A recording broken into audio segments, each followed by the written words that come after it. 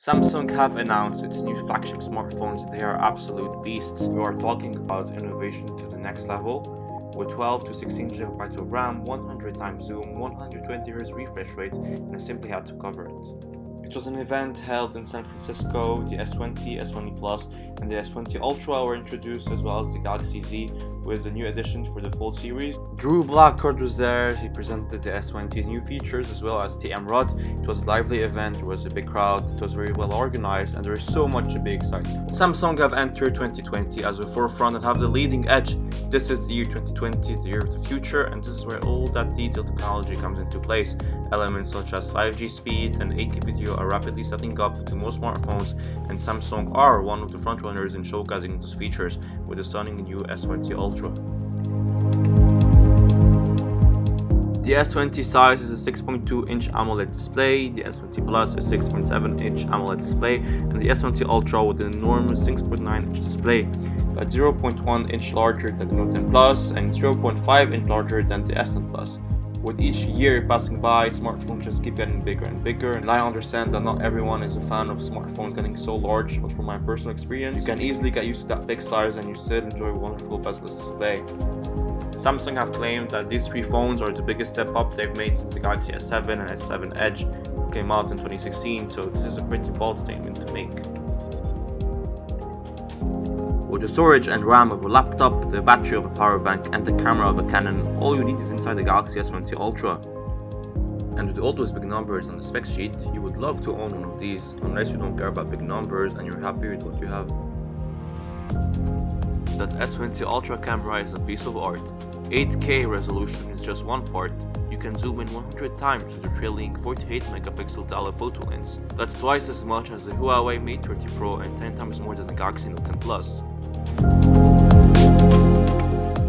The 108 megapixel wide-angle sensor allows you to keep a high-quality picture when you crop an already taken photo.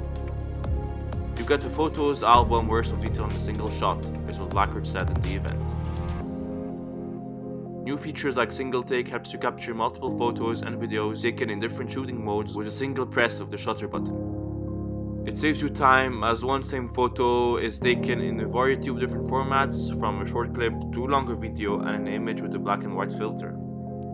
120Hz refresh rate is now available as well, a capability that should make animations and navigating the operating system feel faster and more fluid, after rival companies like Google, OnePlus and Razer have already done it. However, to have 120Hz, you will have to disable 1440p, so it's either 1440p or 120Hz at a time. I suggest you use 120Hz while browsing through your socials and navigators, and 1440p when watching a YouTube video. 5G, 5th generation mobile networks, will be available in all three models, a step up from last year when exclusively one variant of the three supported the next generation wireless network. The edges on the sides have been reduced, the device now holds less curved extremities. It's a pity for me, I've always been a fan of the curved edges, and it would be sad seeing Samsung taking back that old route again of non-curved edges. And of course, there is no 3.5mm headphone jack on the S series anymore. Samsung first removed its headphone jack with the Note 10, and it's safe to say that from now on, headphone jacks on smartphones will appear less and less frequently, as wireless earphones are getting spread into each company.